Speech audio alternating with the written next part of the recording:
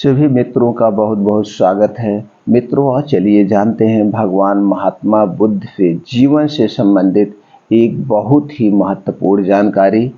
भगवान महात्मा बुद्ध ने क्यों कहा मृत्यु ही अटल सत्य है, और उन्हें इससे क्या प्रेरणा मिली और इससे क्या उन्होंने अपने जीवन में कुछ अलग किया, ये जानते हैं। उसके बाद जानेंगे स्वास्थ्य से संबंधित एक बहुत ही महत्वपूर्ण जानकारी। बाल झड़ जा रहे हैं, बाल कैसे उगाएं। आज जो आपको बालों से संबंधित जानकारी मिलेगी वो दोस्तों बहुत ही महत्वपूर्ण जानकारी है। इसलिए सभी मित्रों से विनम्र निवेदन है कि मित्रों इस पूरे वीडियो को ध्यान से सुनिएगा और उसके बाद अपनी जानकारी को बढ़ाइएगा। इससे आपको बहुत ही आज अच्छा ज्ञान प्राप्त होने वाला है। चलिए मित्रों, पहले जानते हैं वह उपदेश को।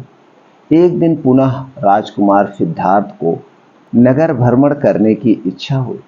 राजकुमार के आदेश पर छंदक ने रथ तैयार किया और सिद्धार्थ को लेकर नगर भ्रमण को चल पड़ा।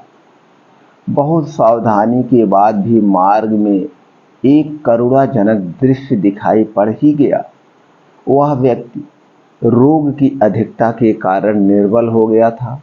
वह कांपता कराहता एक ओर को चला जा रहा था। उसे कराहते देख सिद्धार्थ ने पूछा, इस व्यक्ति को क्या कष्ट है? यह कराह क्यों रहा है? राजकुमार, यह व्यक्ति कभी बहुत शक्तिशाली था, किंतु रोग ने इसे निर्बल बना दिया है और रोग के कष्टों के कारण ही यह कराह चिल्ला रहा है। ओह, क्या यह रोग हर किसी को हो जाता है? हाँ राजकुमार, रोग राजा रंक, छोटा बड़ा, स्त्री पुरुष, किसी में भी भेद नहीं करता है। यह किसी को भी अपनी चपेट में ले लेता है। छंदक की बात सुनकर राजकुमार क्षण भर के लिए विचार मग्न हो गया। छंदक धीरे धीरे रथ आगे बढ़ा रहा था। अभी उनकी दृष्टि से एक दृश्य हटा ही नहीं था कि एक और करुणारहित दृश्य उनके सामने आ गया। चार व्यक्ति एक सैया को चारों कोनों से थामे बढ़े चले जा रहे थे। उनके पीछे कुछ व्यक्ति रोते हुए और कुछ मौन चल रहे थे। छंदक, यह क्या है? राजकुमार ने पूछा। राजकुमार, एक व्यक्ति की मृत्यु हो गई है। ये लोग सैया पर डालकर उसका अंतिम संस्कार करने ले जा रहे हैं। जो व्यक्ति उसके पीछे रोते हुए चल रहे हैं वह मरने वाले के परिजन हैं।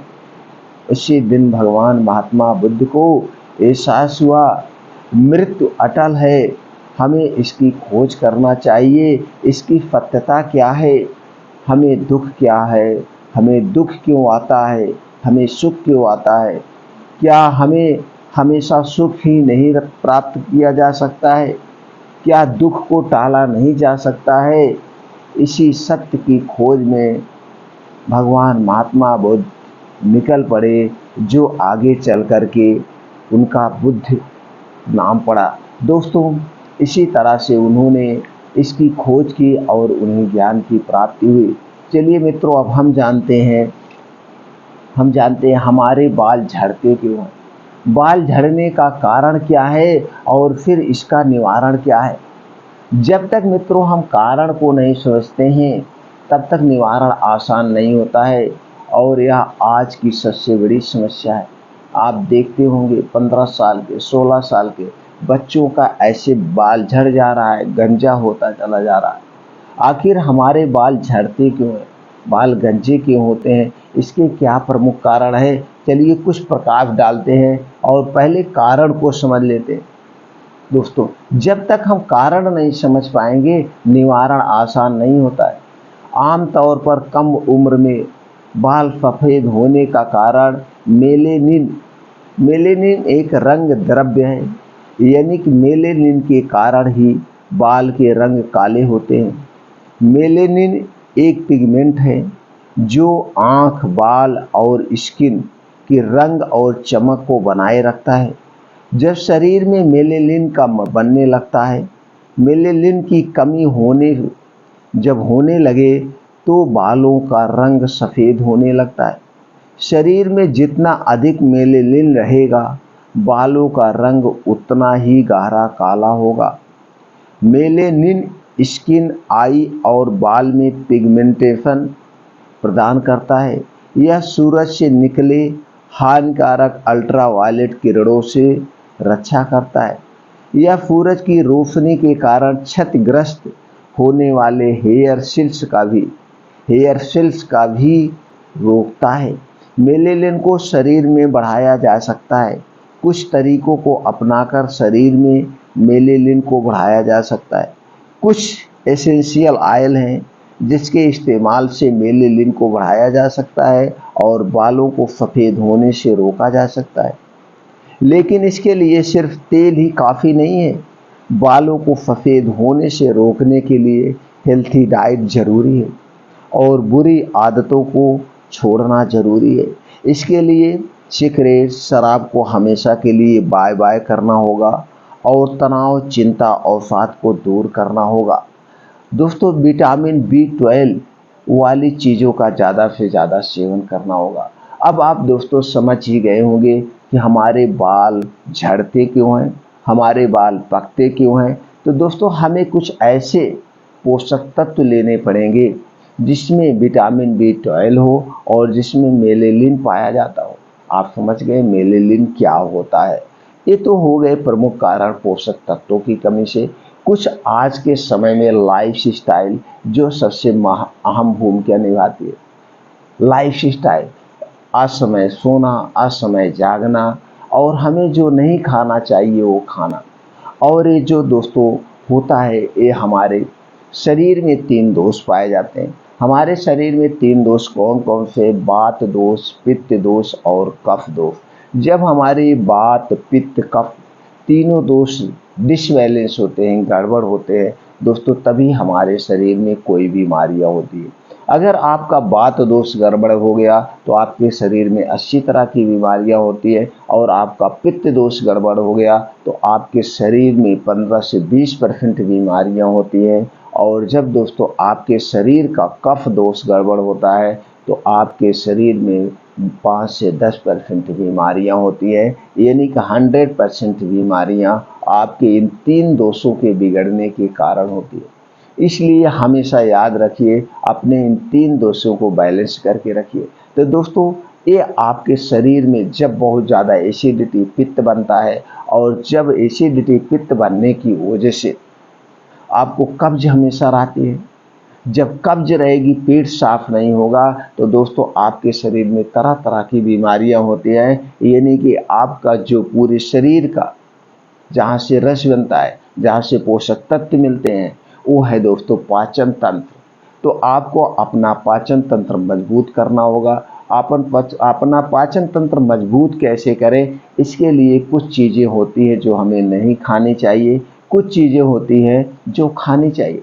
तो दोस्तों, क्या चीज़ें आप ना खाएं जिससे आपका पित्त दोष ना गड़बड़ हो।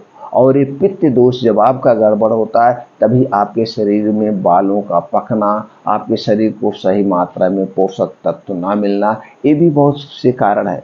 दूसरा है दोस्तों, जब आपका मोटापा हो जाता है, मोटापा हो जाए उसी को आता है जब उसका पाचन तंत्र ठीक से काम नहीं करता है, उनका जो भी खाते पीते सही ढंग से शरीर में नहीं लगता, उनको कब्ज होती है, एसिडिटी रहती है अक्सर। और जब कब्ज, एसिडिटी रहेगी तो blood pressure, blood sugar, thyroid, prostate, heart attack, मतलब तमाम गंभीर बीमारियां उनके शरीर में प्रवेश करती है। और जब कोई भी गंभीर बीमारी हो गई तो दोस्तों बालों का झड़ना स्वाभाविक से है। और एक है दोस्तों कफ दोष। जब आपके शरीर में बहुत ज़्यादा कफ बनेगा या कुछ ऐसी चीज़ें खा रहे हैं जिससे आपके शरीर में कफ बनता है, जब बहुत ज़्यादा मात्रा में कफ बनेगा तो दोस्तों कफ से संबंधित खतरनाक बीमारियां होंगी, जैसे टीबी हो गया और दोस्तों उसी तरह से अस्थमा हो गया। तो जब टीबी वगैरह या कैंसर जैसे रोग आपके शरीर में होने लगते हैं तो भी आपका बालों का झड़ना स्वाभाविक से है। तो दोस्तों, इसके लिए आपको ये भी ध्यान देना होगा कि ये सारी बीमारियां आपके शरीर में ना हो।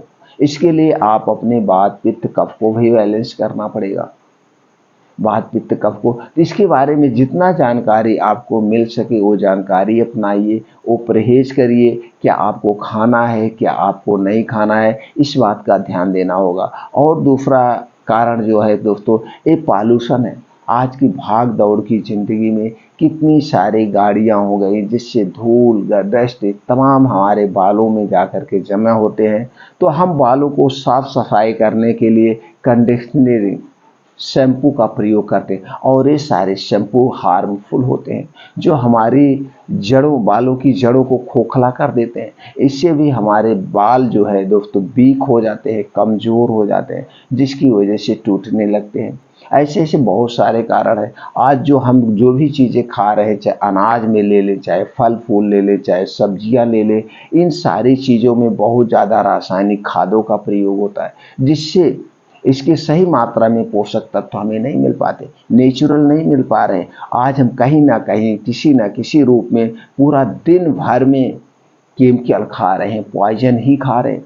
तो दोस्तों ऐसे बहुत सारे कारण हैं, इसलिए इन सब कारणों को आपको हटाना पड़ेगा। कुछ अपने स्वास्थ्य के प्रति जागरूक रहना पड़ेगा और ऐसे डाइट का प्रयोग करिए जिसमें हर एक पोषक तत्व पाए जाते हैं, क्योंकि आपका शरीर इन्हीं पोषक तत्वों पे बना है। हमने पहले तो कहा था आपका शरीर 5 तत्व और 3 दोष पाए जाते हैं, आपका इन्हीं 5 तत्वों से बना है। इन्हीं 5 तत्वों में वो सारे प्रोटीन्स विटामिन पाए जाते हैं जो आपके शरीर के लिए जरूरी हैं। तो इसलिए आप अपना ऐसा डाइट चार्ट बनाइए जिसमें सारे पोषक तत्व पाए जाते हों और बाहर की चीज़ें अवॉइड करिए। तो दोस्तों आपका पित्त दोष ना गड़बड़ हो, पित्त रोग आपके शरीर में ना गड़बड़ हो, इसके लिए आपको कुछ चीज़ें नहीं खाना है। तो क्या नहीं खाना, आप समझ ही गए। बाल क्यों पकता है इसके कारण को जान गए, अब आपको इसके कारण को हटाना होगा। तो चलिए कुछ कारण बताते हैं जिसके खाने से आपके शरीर का पाचन तंत्र गड़बड़ होता है। तो चीज़ें आप हटा दीजिए, आपका पाचन तंत्र सही स्ट्रांग बना रहे। जो कुछ खाएं उसका सही मात्रा में आपके शरीर को और न्यूट्रिएंट्स प्रोटीन मिलते रहें। तो दोस्तों आपको क्या नहीं खाना, ये चीज़ें आपके पाचन तंत्र को एकदम गड़बड़ बना देती है। तो इसको आज से अभी से अपने ज़िंदगी से हटा दीजिए।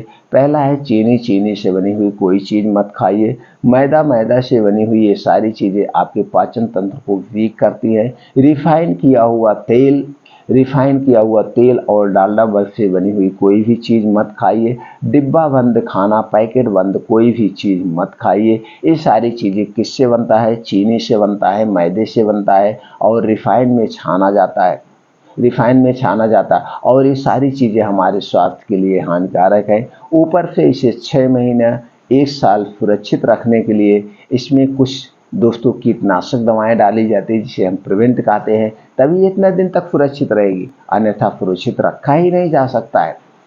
तो इसमें ये डाला गया। उसके बाद हमारे स्वाद को बढ़ाने के लिए, हमें अट्रैक्टिव करने के लिए इसमें कलरफुल बनाए जाते हैं। और जब कोई चीज़ कलरफुल बनाया जाएगा तो उसमें आर्टिफिशियल कलर डाला जाएगा, उसमें कुछ प्रिवेंट डाले जाते हैं, जो सारी चीज़ें हमारे स्वास्थ्य के लिए हानिकारक हैं। ये बनने के बाद फिर रखा किस में जाता है, प्लास्टिक की चीज़ों में, और ये प्लास्टिक कैंसर कारक तत्व होते हैं। मतलब मिला जुला के चारों तरफ से आप नुकसानदेह चीज़ें ही खा रहे हैं। ये चीज़ें आपको पता है, लेकिन फिर भी आप अपने मन पे कंट्रोल नहीं कर पा रहे हैं, आप इसे खा रहे हैं, बीमारी को निमंत्रण दे रहे हैं। तो धीरे धीरे एक एक चीज़ें करके दोस्तों छोड़ते जाइए और 1 हफ्ते के लिए छोड़ के देखिएगा, 21 दिन छोड़ के देखिएगा, देखिए किस तरह से आपके शरीर में बदलाव होता है। ये नहीं करना। और कोई भी ठंडा पेय पदार्थ आपको नहीं लेना है। खाना खाते समय आप पानी मत पीजिएगा, वरना आपका पाचन तंत्र हमेशा गड़बड़ ही रहेगा।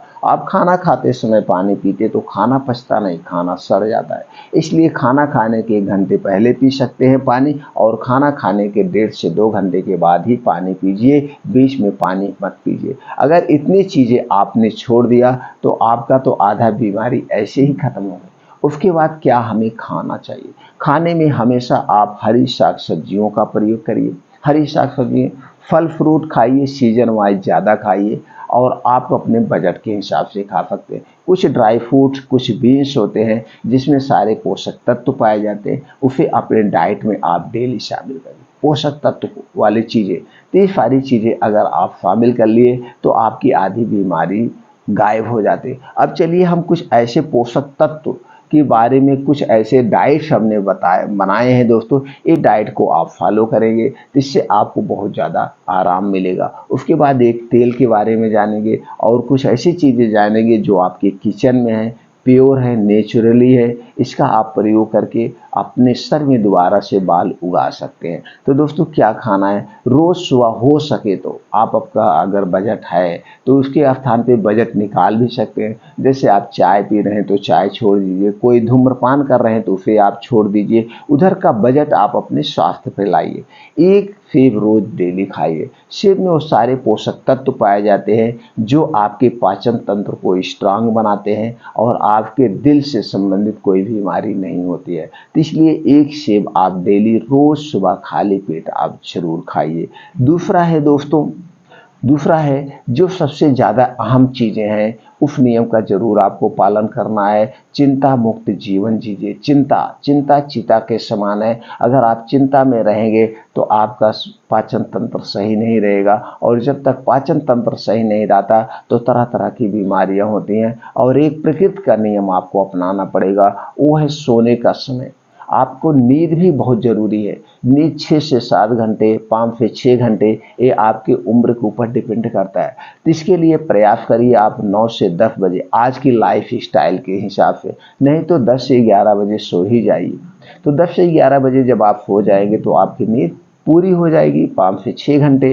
तो सुबह आप 4 से 5 बजे ब्रह्म मुहूर्त में उठने का प्रयास करिए। उठने के बाद 2 से 3 गिलास गुनगुना पानी, अगर हो सके तो नींबू मिला सकते हैं, लेकिन अगर नींबू पानी जब पीजिएगा तो कांच के बर्तन में या मिट्टी के बर्तन में ही पीजिएगा। 2 से 3 गिलास पानी आप पीने के बाद फ्रेश होने के बाद आप 5 बजे घर जरूर छोड़ दीजिएगा। 5 बजे घर छोड़ने के बाद आप मॉर्निंग वॉक करिए, यानी 5 से 7। इस 2 घंटे में कुछ देर मॉर्निंग वॉक, कुछ योगा, कुछ प्राणायाम, कुछ मेडिटेशन शामिल कर लीजिए। और जो मॉर्निंग वॉक करिएगा एक दोस्तों नंगे पाँव करिएगा, जहाँ पे हरी घासें हो, जहाँ पे मिट्टी हो, इसमें आसमान की ओस की बूंदें पड़ी होती है, जो आपके स्वास्थ्य को दोस्तों एक अलग ही ऊर्जा देती है, एनर्जी देती है। तो दोस्तों अगर आप 2 घंटे daily yoga, meditation, morning walk कर रहे हैं तो दोस्तों आपके शरीर में से सारी बीमारियां गायब हो जाए।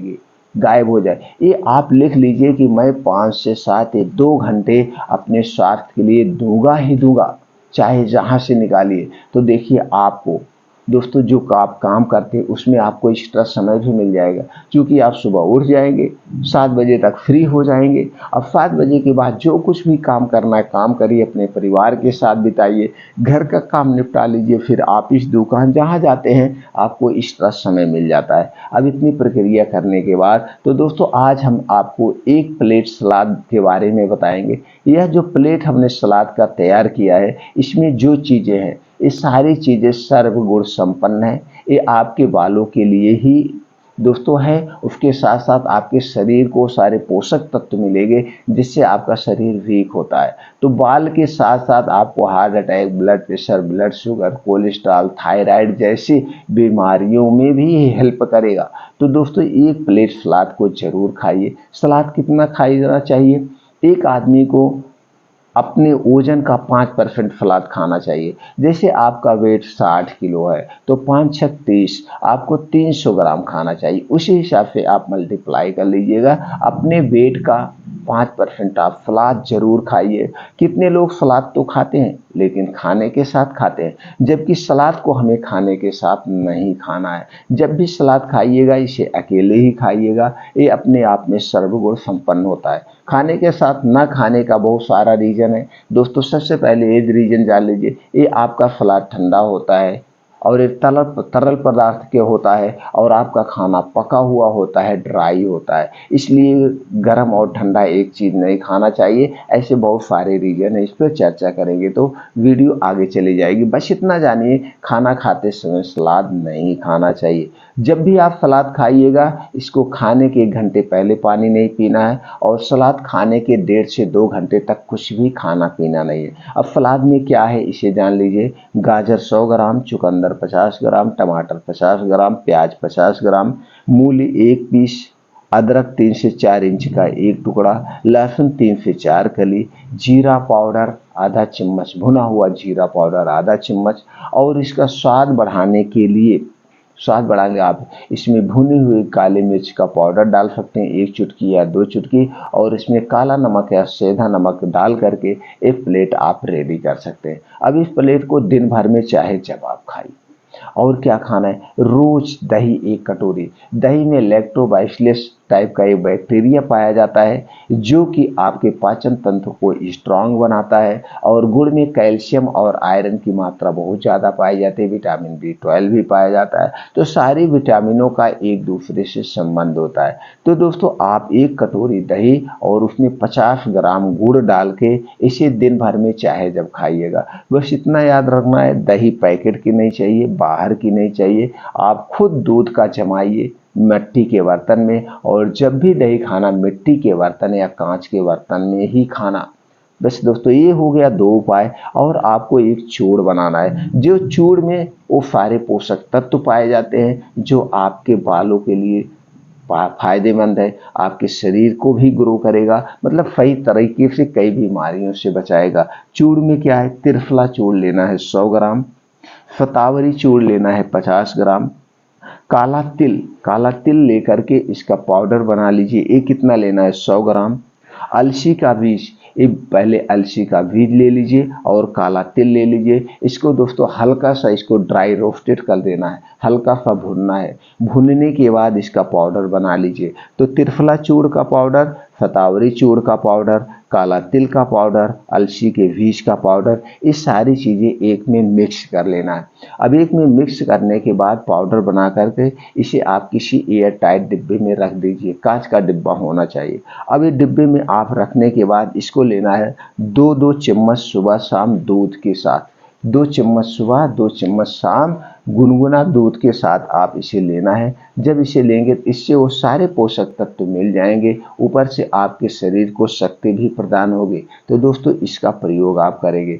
अब आपको लगाने के लिए एक चीज़ और बनाना है जिसे आप अपने बालों में लगाएंगे। क्या है दोस्तों, आंवला चूर्ण 150 ग्राम, सीकाकाई 100 ग्राम, कपूर कचरी 100 ग्राम, नागर मोथा 100 ग्राम, रीठा 40 ग्राम, कपूर 40 ग्राम, ये सब लेकर के आप इसका एक चूर्ण बना लीजिए। अब चूर्ण बना करके इसे एक डिब्बे में सुरक्षित रख लीजिए। अब इसमें से 50 ग्राम चूर्ण आपको लेना है, 400 ग्राम पानी में डाल करके 400 ग्राम पानी में डाल करके आपको इसे 15 से 20 मिनट तक भिगो दीजिए। 15 से 20 मिनट तक इसे आपको भिगो देना है। इसके बाद छान कर इसी पानी से बालों को धुलना है। इसी पानी से बालों को, जड़ों को आराम से इसी से आपको बालों को साफ करना है। इसे डेली एक बार आप छानेंगे। उसके बाद आपको एक तेल बनाना है। तेल किस चीज़ का बनाना है ये जान लीजिए। फिर धुलने के बाद जब आपके बाल सूख जाए, सूखने के बाद शाम के समय इस तेल को लगाना है जिससे रात भर के लिए तेल लगा रहे। आप तेल कैसे बनाएंगे, चमेली का पत्ता 50 ग्राम, चित्रक का पत्ता 50 ग्राम, लाल कनेर का पत्ता 50 ग्राम, करंज का पत्ता 50 ग्राम, ये चारों चीज़ें 50-50 ग्राम लेंगे। आप चाहें तो ये सूखा हुआ पत्ता भी पंसारी के यहाँ मिल सकेगा, और नहीं तो इसे आपके आसपास से सारे पत्ते मिल जाएंगे। पत्ते लाने के बाद आप सुखा लीजिए। उसके बाद पीस करके आपको रख देना है। अब इसको कैसे बनाना है, इसके लिए आपको आधा लीटर लेना है तिल का तेल और 1.5 लीटर लेना है पानी, और उसी पाउडर को डाल करके आप अच्छे से पका लीजिए। जब यह खूब अच्छे से पक जाए, पकने के बाद आप इसे छान करके किसी एक शीशी में आप रख लीजिए, कांच के शीशी में रख लीजिएगा। अब इसे कांच के शीशी में रखने के बाद अब यही तेल को रात में लगाना है। इसी तेल को आपको रात में लगाएंगे। ये तेल लगाएंगे तो दोस्तों आपको मतलब 30 से 40 दिन में आपके बाल नहीं है तो निकलना शुरू हो जाएंगे। आपके बाल अगर टूट रहे हैं तो बालों का टूटना रुक जाएगा। आपका बाल पक रहा है तो बालों का पकना रुक जाएगा। इस जो दोनों नुस्खे हमने बताए हैं, इस दोनों नुस्खे पर आयुर्वेद में बहुत ज़्यादा विस्तृत वर्णन है और इस पे बहुत ज़्यादा जो है विश्वास किया जाता है, बहुत ज़्यादा भरोसा किया गया है। तो दोस्तों ये बहुत ही सफल नुस्खा है और आपको ज़रूर आराम मिलेगा।